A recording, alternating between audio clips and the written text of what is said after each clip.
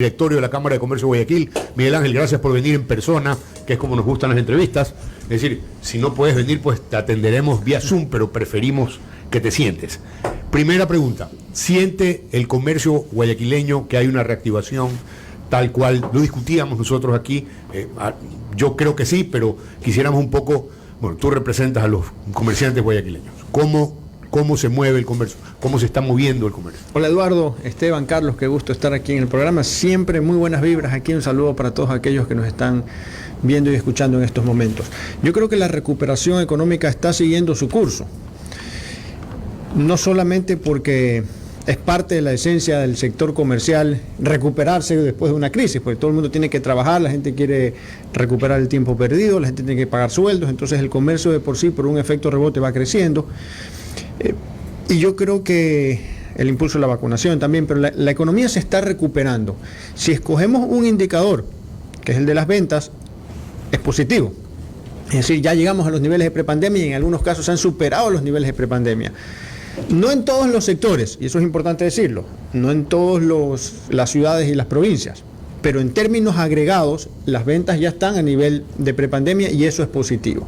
Y aquí es como ver el vaso medio lleno o medio vacío. O sea, sí, si hay sectores que no se han recuperado, podemos decir que todavía falta, pero también hay razones para ser optimistas y positivos porque vemos que en términos agregados las ventas ya se están recuperando. El empleo adecuado todavía no llega a los niveles de prepandemia. El PIB, que no es lo mismo que las ventas, tampoco llega a los niveles de prepandemia, pero las ventas sí. Es cierto que hay un efecto precios que hace que la facturación sea mayor, pero la inflación es baja. Pero si quitamos el efecto de la inflación, vemos que igual hay una recuperación. Entonces yo creo que sí hay razones para ser positivos y en economía y en términos comerciales siempre hay que mantener ese optimismo y esa esperanza porque una crisis económica tú le agregas una crisis psicológica, digamos, o anímica, es peor para la economía. Entonces yo creo que hay que verlo desde la perspectiva positiva. Están creciendo las ventas, están mejorando algunos indicadores, el empleo está recuperándose, todavía no llega, pero está en tendencia positiva y creo que tenemos que agregarle ese factor de positivismo.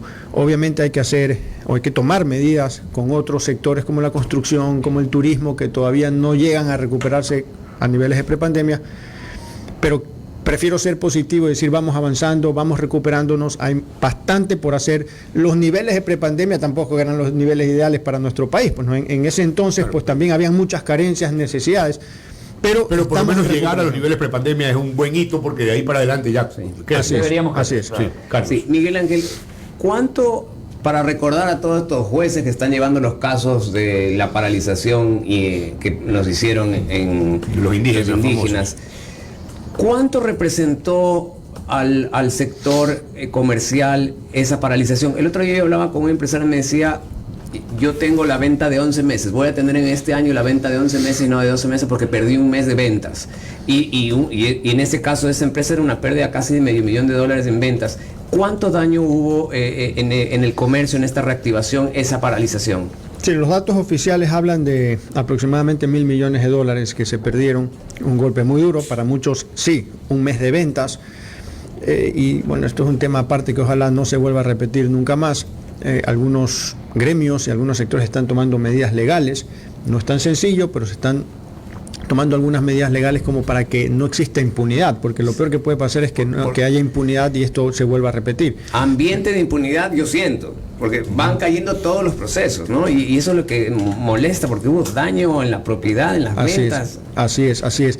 Ahora, yo creo que lo único positivo, creería yo, y prefiero creerlo, es que ya la gente, la ciudadanía sí se va dando cuenta que paralizar de esa manera no es solución para nada. Bueno, más bien, la ciudadanía sí, los indígenas no. Sí, es o sea, correcto. bueno, ciertos representantes indígenas, pero no son todos los indígenas.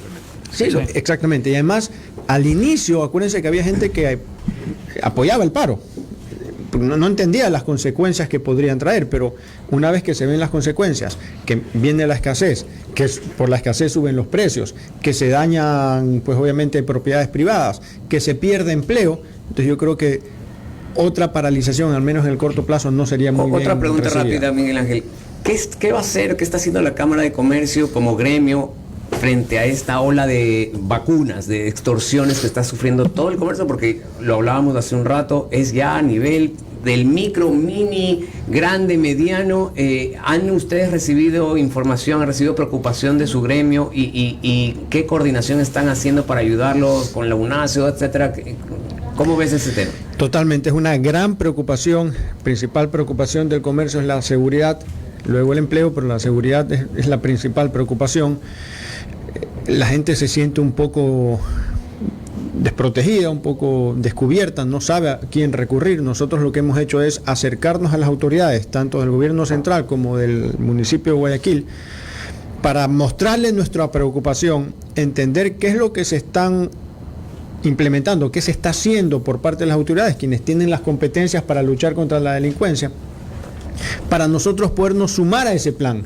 Ahorita lo que están haciendo las empresas privadas es fortaleciendo la empresa privada. De hecho, hemos propuesto que se fortalezca a las compañías de seguridad privada en algunos temas, como por ejemplo que se elimine o se reduzca drásticamente el ICE a las armas, por ejemplo, que está ahorita en 300%, y ante esta ola de delincuencia, pues nos parece que una medida de sentido común es que se fortalezca a las empresas de seguridad privada. Pablo Rosemena nos hizo la misma reflexión. Sí. Pablo Rosemena lo comentó en una entrevista hoy que tuvimos con él.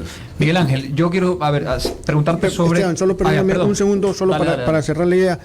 Entonces, ¿qué es lo que nosotros pensamos? Es que tiene que haber un plan que no lo hacemos nosotros porque no somos ni las autoridades ni somos los expertos. Entonces tiene que haber como ciudad y como país un plan hecho por expertos, en la cual todos nos sumemos y desde nuestro rol aportemos, pero tiene que partir de ya un protocolo, un protocolo y un plan claro. Extorsionado, llame este número, vamos a hacer esto, ¿no? Exactamente, hemos dado ahí algunas ideas, pero obviamente las autoridades son quienes tienen que implementarlas. Perdón, Esteban. Sí, no.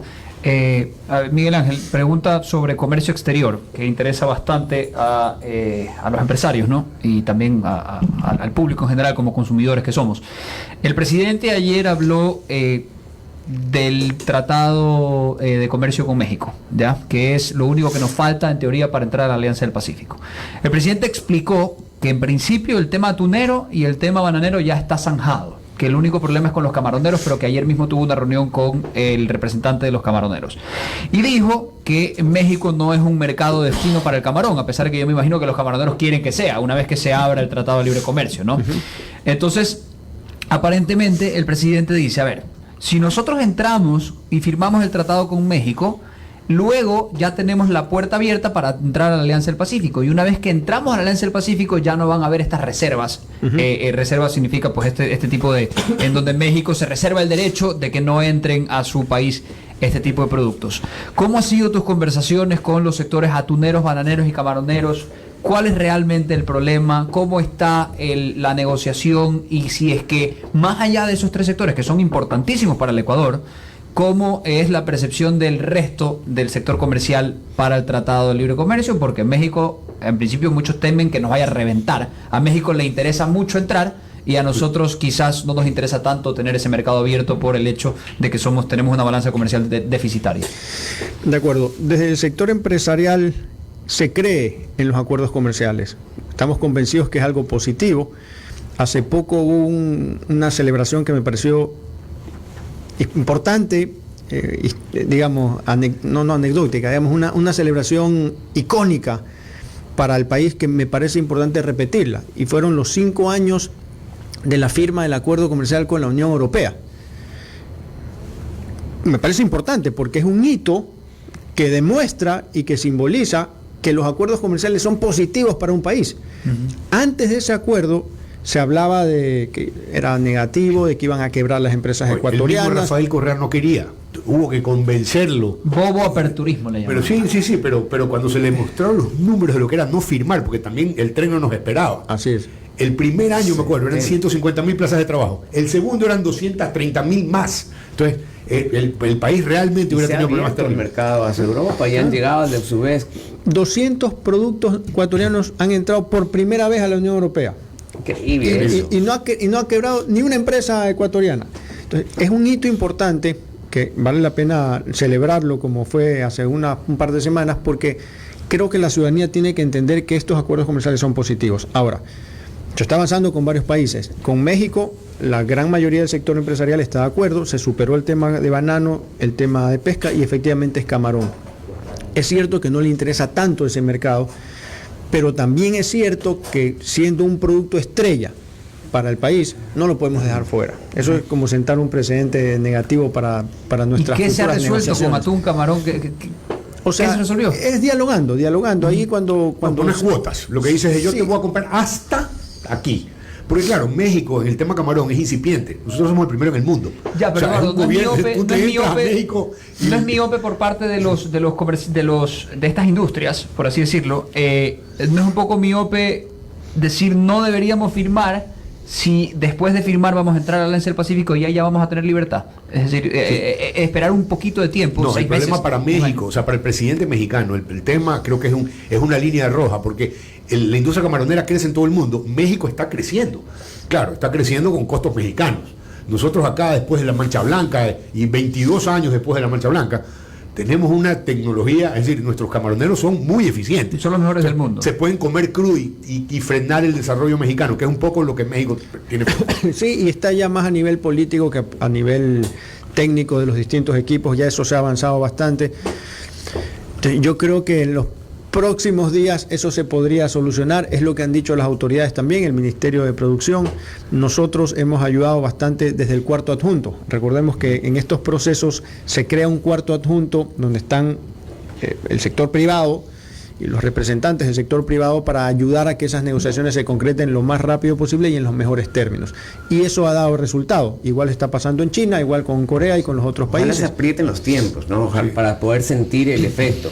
Sí, totalmente. Pero lo importante es algo positivo. Nos hablaban del bobo aperturismo, hay gente que se quedó con eso. Nadie nos hablaba del tonto restriccionismo, digamos de alguna manera, porque al final los acuerdos comerciales son un pasaporte al desarrollo. Son más exportaciones, mejores importaciones, más inversión, Como dice más Eduardo, tecnología. el know-how. tren pasa y todos se suben y uno Claro. se queda ahí. No, mira viendo- tú, y el ejemplo de que se nos fue el tren es que nuestro convenio comercial con Europa no incluía las personas.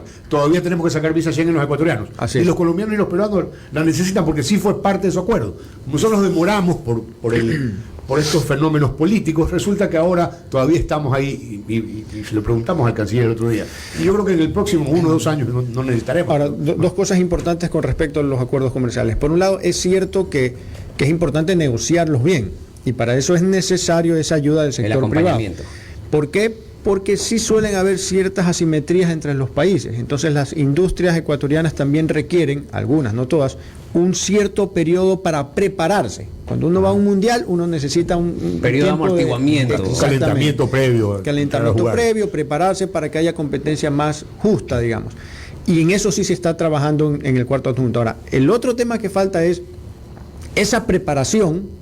Depende, para ir al mundial, depende no solamente del sector privado, sino también del sector público, de ciertas medidas que nos vuelvan más competitivos. Entonces sí hay que trabajar casa adentro en competitividad para que podamos ser competitivos. El primer paso para ser competitivos es competir, el acuerdo comercial, pero luego hay que trabajar casa adentro para ser mejores, más productivos, más competitivos, más eficientes y de esa manera poder triunfar en las ligas internacionales. Miguel Ángel González, último comentario sobre el quinto puente, antes de que te vayas. No, el Quinto Puente es una obra que creo que es consenso común. Estuvimos remando con Pablo Rosemena hace Sí, un rato. consenso común que es El bote. importante. Sabemos que han habido ahí algunos intentos, nosotros lo venimos empujando y lo vamos a seguir empujando porque es una obra necesaria que va a ahorrar costos y que va a ayudar en la competitividad logística y general para ser más competitivos. O sea que eso es algo que todos debemos sumar y que se debe dar en nuestro país, ¿no? Miguel Ángel González, presidente y director de la Cámara de Comercio de Guayaquil, te agradecemos por venir en persona a Radio Centro.